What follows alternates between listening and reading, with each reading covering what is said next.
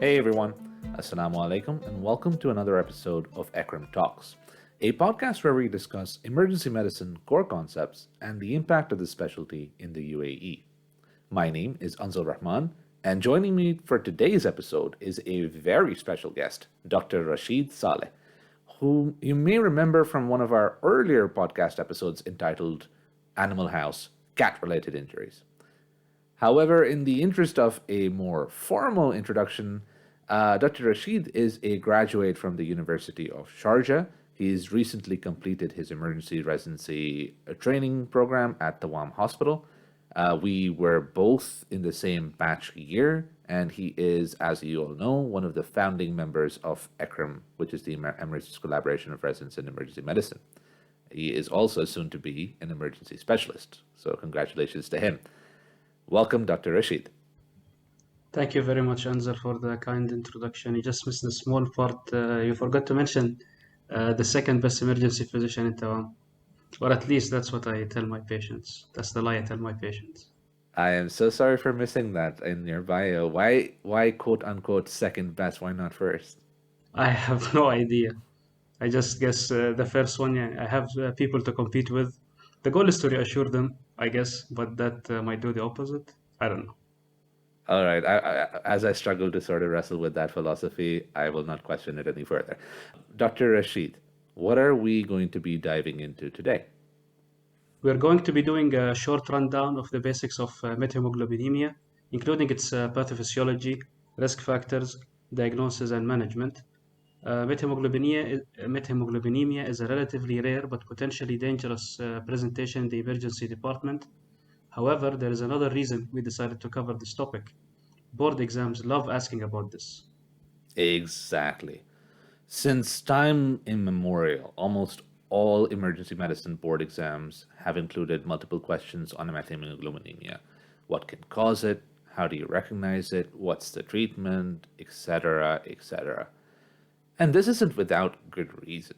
Methemoglobenemia is a tricky pathology that requires you to always keep the differential in mind, regardless of how infrequently it may actually be present. With that, let's take a look at some of the major concepts in methemoglobenemia with some key points every EM physician must know. Before we begin, please make sure to check out our website, ecrem.org, that's ECREM.org, where you can find all ECREM-produced EM educational content, including free open access medical education examination videos, clinical images, and of course our collection of ECREMtalks podcast episodes. You can also follow us and leave feedback and comments for us on a variety of social media platforms, including Twitter, Instagram, YouTube, iTunes, and Spotify. Now, without further ado, let's dive back into our core concept podcast.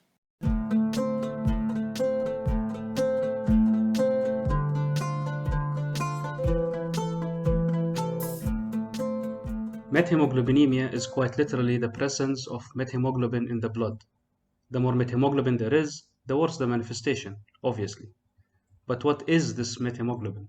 Where does it come from, and why is it a problem when present in blood? It all starts with the innocent little iron part in blood's hemoglobin, which usually exists in the ferrous form or Fe2+, allowing binding of hemoglobin to oxygen to form oxyhemoglobin. If this little ferrous component gets oxidized, however, you get a ferric form of hemoglobin with an Fe3+, known as methemoglobin. That one little electron loss from ferrous to ferric results in a change of structure significant enough that methemoglobin is unable to bind oxygen. In effect, this changed hemoglobin is now kind of useless since it has no oxygen binding capacity, made worse by the fact that it may cause the remaining normal hemoglobin to increase its affinity for oxygen, out of fear, I guess, for losing more of its usable hemoglobin, so to speak, and shifts the oxygen dissociation curve to the left. Normally, the body counteracts a minimal amount of methemoglobin produced through oxidative stress by reversing some of this methemoglobin back to the ferrous hemoglobin through pathways involving cytochrome B5 reductase and NADPH methemoglobin reductase. This keeps the normal physiologic level of methemoglobin at less than 1%. When these defensive mechanisms are impaired or overwhelmed by an oxidizing stressor or agent, methemoglobinemia can develop. Makes sense. So, turns out hereditary causes usually involve either abnormal hemoglobin structures or deficiencies in the reducing pathways mentioned by Rashid, such as the cytochrome B5 reductase. Just rolls off the tongue, doesn't it? Of note, patients with G6PD deficiency cannot utilize the NADPH methemoglobin reductase pathway, though this does not often result in significant methemoglobinemia. It's no surprise that the more common cause of methemoglobinemia is acquired. That is, an external oxidizing agent triggers or accelerates the formation of methemoglobinemia in the exposed individual. However, the diversity of agents that may be implicated in this regard is immense, and sometimes the list of potential causes can be staggering, to say the least. I think I speak for most of the board-weary EM residents when I say this isn't a list you could possibly know and can never truly be exhaustive, as numerous substances have been found to be associated with triggering methemoglobinemia. However, in the interest of possibly streamlining this list, what's important to know is that the most common and famous causes are dapsone and local anesthetics, particularly benzocaine. There are a bunch more agents that are worth knowing due to their popularity and typically associations with methemoglobinemia. Anzal, I believe you mentioned you have a weird mnemonic for some of these. It's not a great one. And the disclaimer here would be appropriate where this does not represent all causes of methemoglobinemia, but at the very least, maybe it will help you remember some of the major or more popularly known ones. Essentially, it goes damp local canteens suffer meddling mosquitoes at night. And we'll put this in the show notes as well because this is hard to remember. But anyhow, if it does help you, it helps you. Damp local canteens suffer meddling mosquitoes at night. So damp would be your dapsone. Local is local anesthetics. Canteens, the can becomes the cancer drugs, any chemotherapeutic agents. Suffer is sulfonamides. Meddling, for some reason, is metoclopramide. Don't hate me for this. Mosquitoes is anti-malarial drugs. At is aniline dyes, and night is nitro products, such as nitroglycerin. Leading with the two most common ones mentioned by Rashid, dapsone and local anesthetics, it kind of trails into other important and some obscure ones. I mean, I gotta say, if this crazy little mnemonic helps even one person out there, I would be ecstatic. So here's to hoping it comes in handy for someone, somewhere, somehow. And I apologize for the weirdness of it. It just helps me, and we'll see if it helps anyone else. Okay, so an interesting side note before we wrap up the risk factors and causes for methemoglobinemia. Prior to the podcast, Rashid and I tried to look through the literature to see if we could come up with a unique case of hemoglobinemia from this region, the Middle East and North Africa, the MENA region, so to speak. I sort of found one, but I'll let you go first. Dr. Rashid, did you find anything interesting? Yeah, Anza, before I share the case I found with you, I remembered a case that I encountered when I was in my first or second year of residency in the first few months. I was finishing a shift, and then comes this guy. He was brought by the ambulance. They said he worked in a lab. He was a little blue, hypoxic, and he had an altered GCS around 10. Someone connected him to the monitor. It showed an arrhythmia. He was given a DC shock. He somewhat got better. He was still hypoxic despite starting him on oxygen. He was still altered and wasn't improving, so he was intubated. Investigations were sent, including a tox screen, CT head, and PE were done, but none of the investigation showed anything that could explain the symptoms. He was admitted and later found on the blood gas that he had a methemoglobin level of 70 or above 70. Treatment Wow. was started and he made a full recovery. So, yeah. There's also a case report written by our faculty in Tawam, Dr. Tiagarajan Jaganish and Dr. Asim Naim, that was published in the International Journal of Emergency Medicine about 10 years ago, I guess. about a case of methemoglobinemia due to intentional barbicide ingestion by a hair salon dresser. And that case also had a good response to treatment. So you're talking about that sort of blue-green liquid that they have in the hairdressers, the salons? Exactly, the thing that Wow. looks like just a dazzling blue bottle that you keep staring at while they cut your hair. Yeah, I never thought it would be that mesmerizing. Someone would probably take to it and ingest it, but I believe this was, I think, a suicidal attempt. Something like that, yeah. Intentionally, you said, yeah. Yeah, the Interesting. patient had Wow. some suicidal ideation, he drank it. So it's amazing. It's like these number of things that can sort of just subvert your expectations and cause things like methemoglobinemia. The list is huge. The one I came across comes from Saudi Arabia. It published way back in 1993. Authors Ahmed Malo and William Serrat outlined the case of a 2-month-old boy who presented with bluish discoloration, chocolate colored blood, and a methemoglobin level of 31.5% on blood gas. They found that the parents had been using this over the counter topical hair oil called Oleum dulcis, which apparently contained 1% of nitrobenzene, which after absorption was allegedly the inducer of methemoglobinemia in that case. Happy ending to the case, however, the kid did well and was discharged without complication, but it just goes to show that anything can sort of sprout up as a cause of methemoglobinemia. So the index of suspicion is usually meant to be high. And that it might be related to hair products and hairdressers. That too, exactly. And barbicides for some reason. Yeah. Interesting. Okay, so those last two cases kind of serve as a nice segue into clinical presentation for methemoglobinemia. Patient presentation is dependent on the degree of tissue hypoxia and so will depend on the level of methemoglobin in the blood, usually represented as a percentage. This percentage, of course, depends on the rate of accumulation, the patient's ability to clear the methemoglobin, and any underlying anemia or health issues which may prevent appropriate elimination. In general, levels of methemoglobin below 1.5 grams per deciliter represent 15% of total hemoglobin, below which only grayish discoloration and mild to no symptoms are noted, which means these patients are often overlooked and also are not significantly compromised.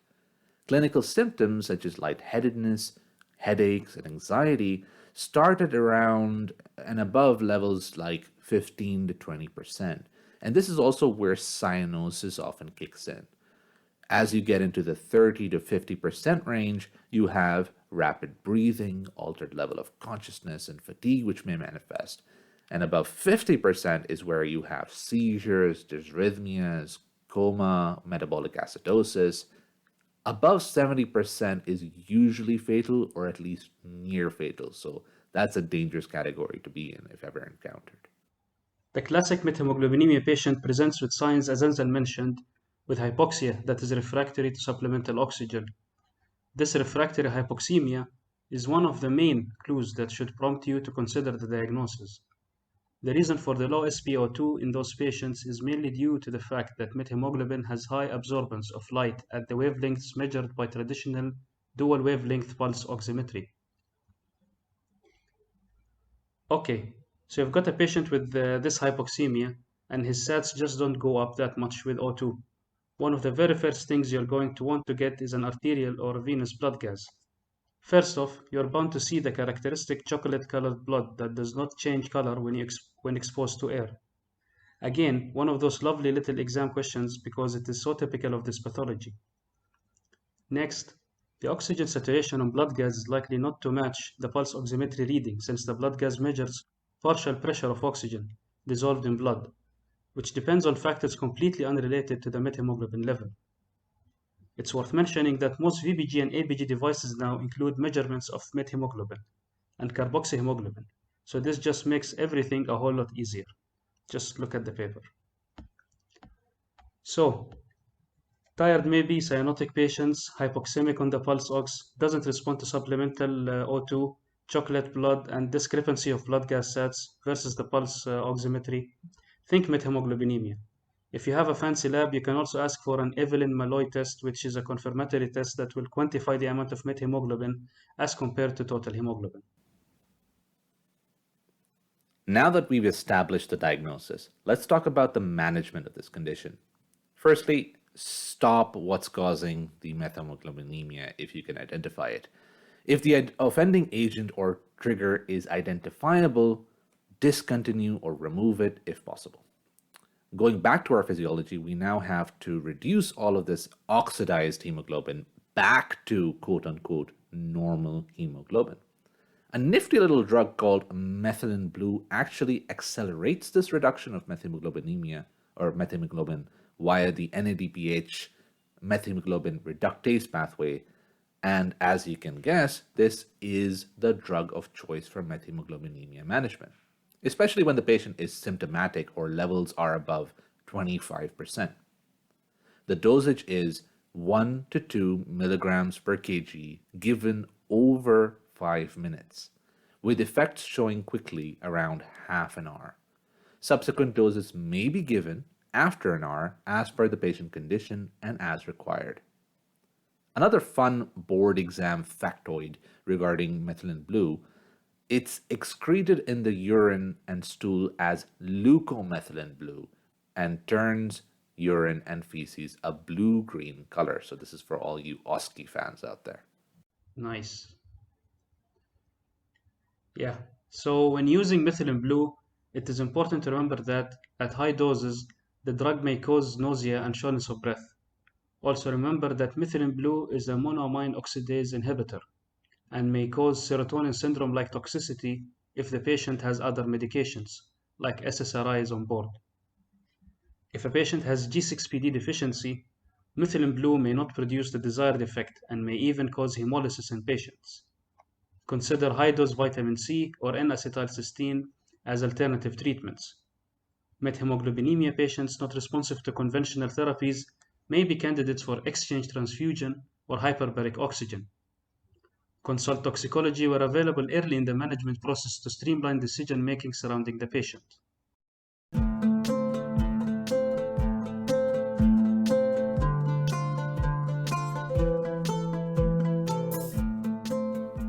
Now, I usually have our guest wrap up the episode with a core content summary, but seeing as how Rashid is special, I thought I'd join in with him for this one. Rashid, take it away. So, methemoglobenemia is rare but an important condition to know clinically and academically.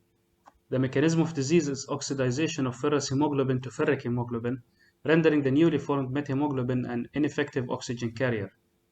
When the level of methemoglobin rises, tissue hypoxia may become evident as less functional hemoglobin exists to provide end organs with oxygen. Methemoglobenemia may be hereditary owing to defective reduction pathways or acquired, usually from agents such as dapsone or benzocaine. Or if you remember Anzal's phrase, use this phrase: damp local canteens suffer meddling mosquitoes at night. This one rolls off the tongue, Anzal, to remember some of the major causes of methemoglobenemia. Yeah, I'm sure I'm going to get a lot of interesting messages about that mnemonic. So picking up from where you left off, in general, levels of methemoglobin above 15 to 20% produce clinically significant symptoms and cyanosis. Symptoms may progress from anxiety, tachypnea, headaches, to seizures, dysrhythmias, coma, and even death as levels rise. Patients present with hypoxia refractory to supplemental oxygen. Blood is typically chocolate colored, and blood gas saturations may not match those seen on pulse oximetry. Management involves stopping the offending agent, providing supportive care, and reducing the methemoglobin using methylene blue. Keep in mind G6PD when treating these patients and consider alternative therapies as required. Cases refractory to methylene blue are sometimes treated with exchange transfusion and hyperbaric oxygen.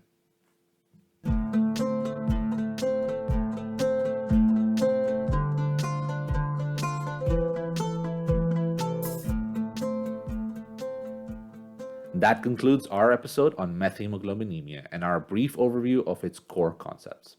It was a pleasure doing this long overdue podcast with you, Rashid, We should definitely sit down and discuss something again very soon. Thank you very much for having me, Anzal. The pleasure is all mine, and looking forward, inshallah, for more in the future. Thank you again for joining us on ECREMtalks. We hope to catch you listeners for our next episode very soon. Don't forget to check out all ECREM content on ecrem.org, that's ECREM.org, and visit our social media accounts through the links in the description. Until next time, this is ECREMtalks signing off.